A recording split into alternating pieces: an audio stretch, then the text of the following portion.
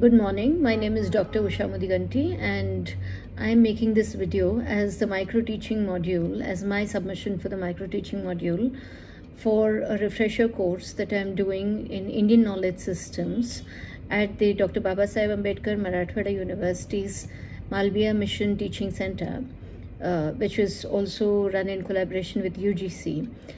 The refresher is on Indian knowledge systems, and today I'm going to discuss an Indian poet, a young Indian poet who lived for only 21 years of age and passed away in 1877.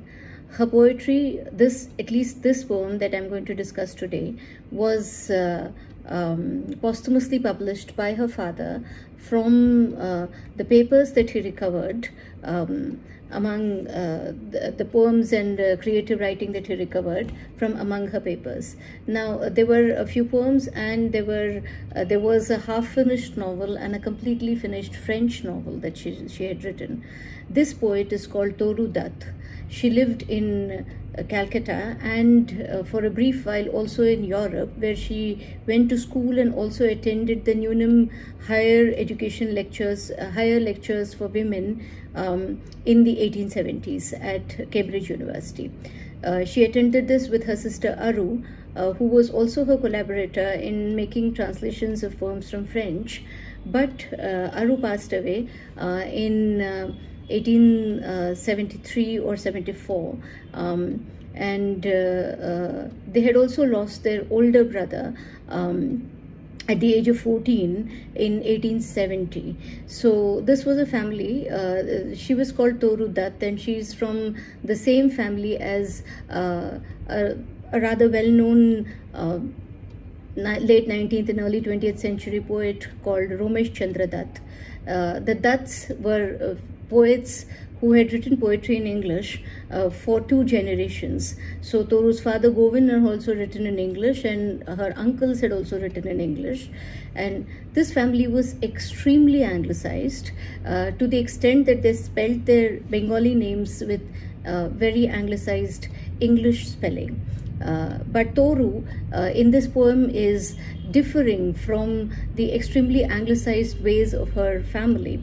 So the family had converted to Christianity when Toru was 14 years old, but she had a Hindu childhood, and this poem is called Sita.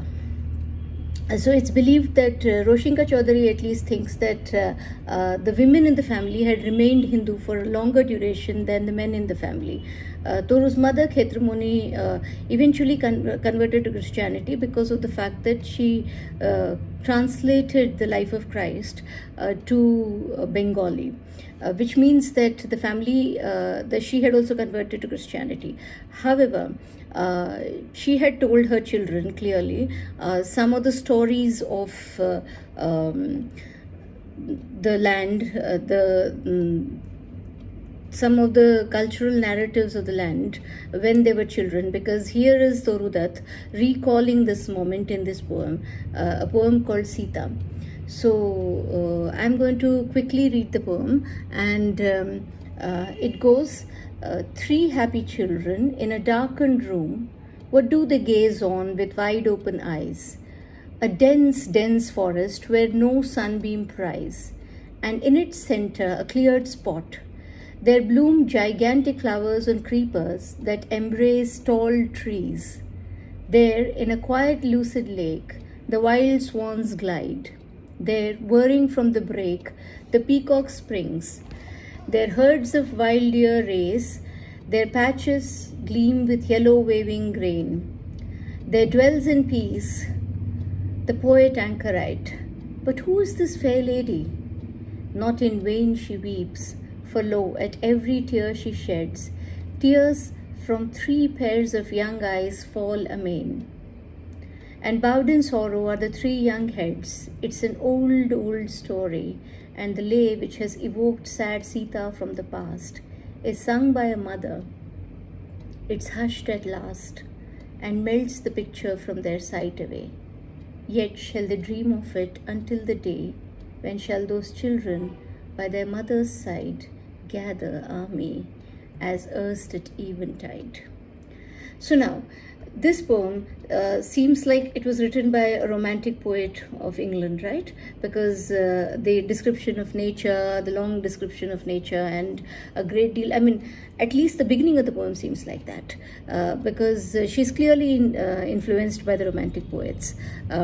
The imageries are of the romantic poets, but you can clearly see quite a lot of Indian imagery. To begin with, we hear the peacock rising, and there we have a bird which is associated with India, and then as we go on, she uses this very oral tradition, Indian oral narrative tradition, of repeating the descriptor, right? So she's doing that twice. Yeah, in the beginning, she's talking about dense forest, right, in the third line. And then later on, towards the end, she's saying old story, like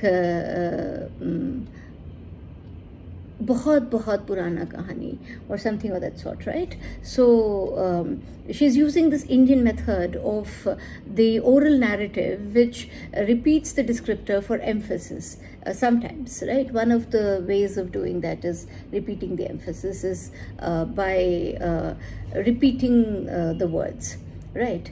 And then she is invoking an extremely well-known mother figure of India, Sita, right? And connecting her mother and her mother's loss with that of Sita, because Sita, when she is in Valmiki's ashram, is weeping, and she is probably mourning the loss of her love, because she is now in the ashram alone, or she's mourning the fact that her children are now in Ayodhya being trained to be heir apparents, because as per the Uttaramayana, they went to Ayodhya to train as heir apparents once they realized that they were the sons of the king of Ayodhya, Ram.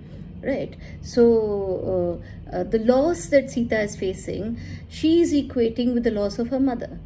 The loss that her mother faced when she lost those children. But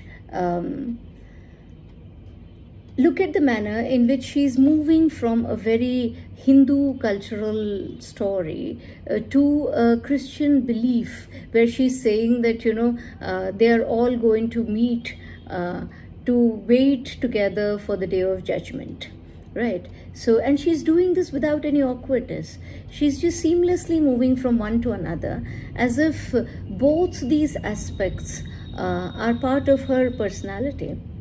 There is nothing forced about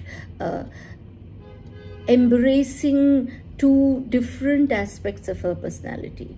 And in doing so, Toru is probably also inaugurating this moment of a kind of Indian who is comfortable with different sorts of cultural traditions being part of their sense of self and their sense of being. I would like you to think and reflect upon this poem and let me know what you thought this poem meant to you. Thank you.